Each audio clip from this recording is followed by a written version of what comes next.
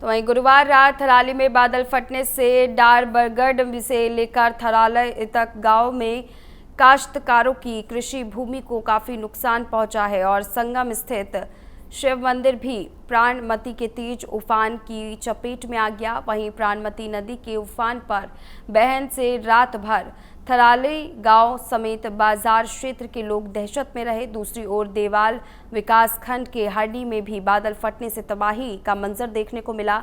यहां बादल फटने से गधेरे में आए पानी के सैलाब में एक पैदल पुल क्षतिग्रस्त हो गया।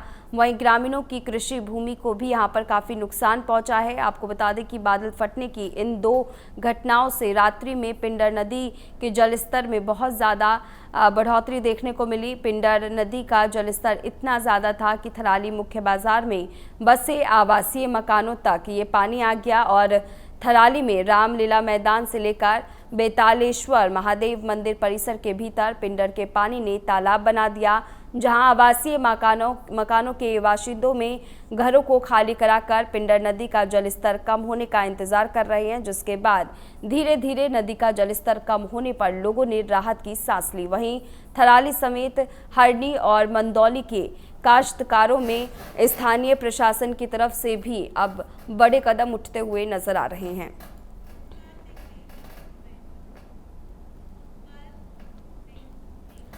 आगे की जानकारी के लिए हमारे संवाददाता पुष्कर सिंह नेगी हमारे साथ जुड़ चुके हैं। पुष्कर, कितना नुकसान हुआ है और प्रशासन की तरफ से क्या कदम उठाए गए हैं प्राथमिक तौर पर?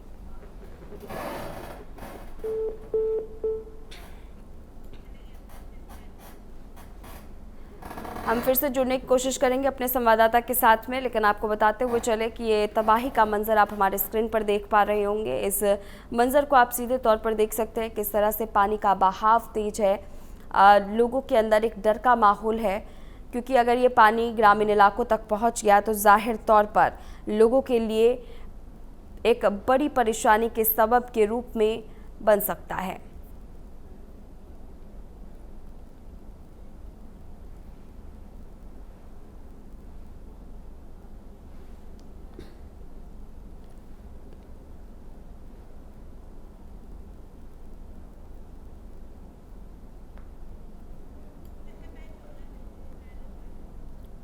आपको बताते हुए चले, लगातार उत्तर प्रदेश उत्तराखंड में एक के बाद एक तबाही का मंजर देखने को मिल रहा है। उत्तर प्रदेश की स्थिति भी कुछ ऐसी ही अब होती हुई जा रही है।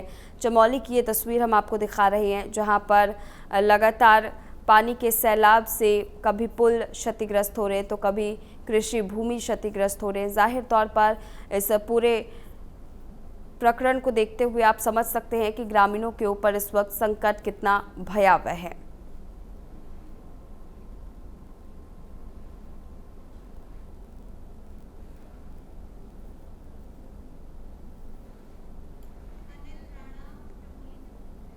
हमारे संवाददाता अनिल राणा हमारे साथ जुड़ चुके हैं। अनिल, क्या नुकसान वहां पर हुआ है और इस नुकसान की भरपाई को लेकर के प्रशासन की तरफ से क्या तैयारी है? जी, बताते चले कि बीती रात को चमोली जिले के थराली क्षेत्र के जो सोल क्षेत्र है, वहाँ भारी बारिश से नदी उफान पे आ गई है। जो प्राणमती नदी है, जो पिंडर नदी है, वो उफान पे है। उसके बाद से जनजीवन वहाँ पे अस्त व्यस्त बना हुआ है और जो नदी किनारे के नजदीक के जो लोग थे वो घरों से बाहर निकल गए, वे किनारे सुरक्षित जगह चले गए हैं। और अभी भी लगातार वहाँ पे, क्योंकि पहाड़ों में बारिश हो रही है, इसलिए लगातार लोग भय के साए में जी रहे हैं। आप देख रहे होंगे लगातार जगह जगह सड़कें टूटी है। बद्रीनाथ की बात करें तो जो पागल नाला है या कमेड़ा के या अन्य जो भी जिले की जो अन्य सड़कें हैं वो बंद हो रही है। प्रशासन उनको खोलने का काम कर रहा है। और जो थराली की बात करें तो थराली में बीती रात को भारी बारिश से यहाँ पे लोग डर के साए में रह रहे हैं। वहीं बात करें कर्णप्रयाग की, तो कर्णप्रयाग में भी लगातार पत्थर गिरने की घटना हो रही है और लोग डर के मारे रात को बाहर निकल जा रहे हैं और प्रशासन से गुहार कर रहे हैं, लगातार मांग कर रहे हैं कि उनका विस्थापन किया जाए, उनको उचित मुआवजा दिया जाए। लेकिन थराली में फिलहाल अभी हालात सामान्य है और जो हमारे वहाँ के स्थानीय संवाददाता हैं वो भी लगातार इस घटना को कवर कर रहे हैं। जी, अगर देखा जाए अनिल, तो कहीं ना कहीं प्रशासन पहले से ही भी इस पूरे मामले को लेकर के अलर्ट थी कि इस तरह से बाढ़ का प्रभाव देखने को मिल सकता है, पानी का जल भराव हो सकता है। ये तमाम तस्वीरें अब साफ हो रही हैं, तो इससे पहले क्या प्रशासनिक तौर पर कोई भी तैयारी नहीं की गई थी?